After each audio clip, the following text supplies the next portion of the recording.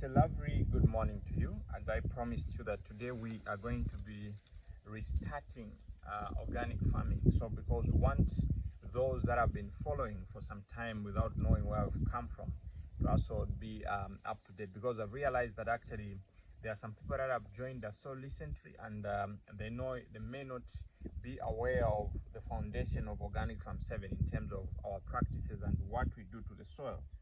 So, and when we talk about food production, we're not talking about very big portions for starters, but you start at your level with what you have. Like I told you about tomatoes, like you see, these are cherry tomatoes that have just been growing naturally without anything, no spraying, even organic spraying.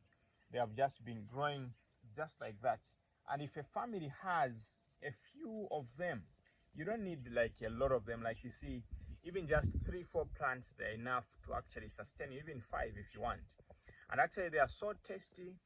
These, they have a shelf life of even up to 3 months. They just shrink. These are the type of tomatoes that we can actually even be able to dry, and then you can preserve them. You can even to make tomato paste from them. Very nice and very nutritious. So when you are starting organic farming, when you are starting growing your own food, it may be your own food, it may be your food for sale, but whatsoever the case be, when you are starting organic farming, you have to make sure that you do the right things from the onset. So what do you need to do from the onset? Now, I'm going to lay out what we're going to be covering in this series of organic farming. So number one, you need the right kind of tools. You need a fork. A fork is very good for loosening the soil. You need a pruning shear. A pruning shear is good for pruning your plants. Make sure that they have only what is needed for them to actually to grow quite very well. That too is going to help you to prune your trees, to cut them the right way, to cut them without causing a lot of damage. So you also need a hoe. A hoe, you may need it maybe to dig holes. You may need it maybe to prepare something, but you need a hoe as a farmer. You may need also a saw for cutting and pruning trees and all those things, bigger ones. So with those tools, you'll be able to do quite a lot as a farmer. And now this is not just maybe for large-scale farmers. We're also talking to small-scale farmers, backyard farmers, bucket farmers, sack farmers. Any kind of a farmer, you need at least basic tools to help you get started. So as you get started, you need also to think of inputs that are going to be using to actually grow your food. Like you need right kind of seeds.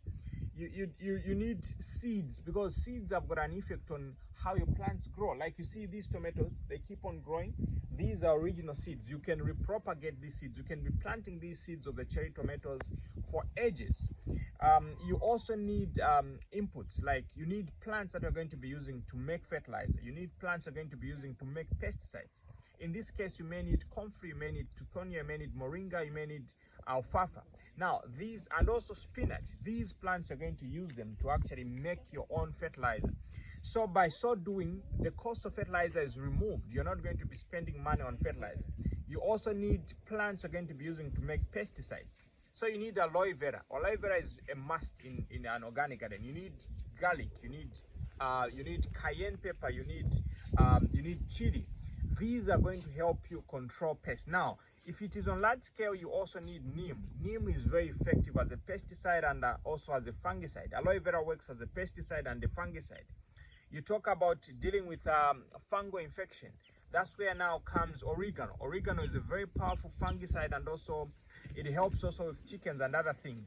Then for pollinating your plants, you need plants like marigolds. You need plants like lavender. So the plants that flower and plants that have got a strong aroma, these are going to help you actually to repel pests, but at the same time also improve yield, because you have most of your flowers being pollinated because the bees are going to be attracted to your environment. So what are we saying? Before you set up a garden, you need to make sure that those things are needed, because as your plants are growing, they need food, they need protection. As your plants are growing, they need to be growing very well. Then on the other side, if your soil is very poor and you've got a lot of termites, now this is where you need sun hemp. You grow sun hemp as a cover crop. This is where we had grown actually sun hemp. These are some of the stocks for sun hemp. So sun hemp controls weeds because it injects a lot of organic matter into the soil. It stabilizes the soil pH. It also ensures that the soil contains all the living organisms. Like it kickstarts and restarts the soil back to life. Now, by doing that, you are preparing your soil so that when you grow your crops, they'll have all the nutrients that are needed. They'll have all the moisture that is needed. They'll have all the soil activity and the minerals that are actually needed in your soil. And also, sun hemp promotes earthworms in the soil. And earthworms have the capacity to convert nutrients into a form that plants don't need to convert them in any way. Because, you know, for a plant to use up the nutrients in the ground, there are processes that are happening to break down that process so that the food becomes usable. So earthworms does that job for you. So before you even prepare your soil, you need to make sure that all those things are put together. Then on the other side, you need a plan on what you're going to be planting, a plan on when you're going to be planting, a plan on what is going to be your schedule for watering, a plan on how you're going actually to be spraying your plants and all those things. So it must be very, very consistent, not whereby you're just watering when you see the plants drying, not spraying when you see the disease, not feeding when you see the plants dying and all those things. You need a proper plan to have that. So, and I'm going to be helping you on how to develop that. Actually, we're going to be developing together, because I've realized that many farms are struggling, many farms are not progressing, not because they can't progress, but because of lack of planning. Those intricacies are needed. You see, I've tried quite a number of experiments where you grow plants without watering them, without feeding them, and they're just growing naturally like that. Like you see, this garden, actually, we haven't been doing anything apart from just weeding. It has been rain-fed. But most of the things are just growing. So if we give them extra attention, they'll be able to produce more, and actually they'll be looking more healthy and all those things. So what are we saying? What we are saying, you see, is farmers, we have to get to a point whereby we start controlling and managing our farms, not the farms managing themselves, which is the case with so many farms.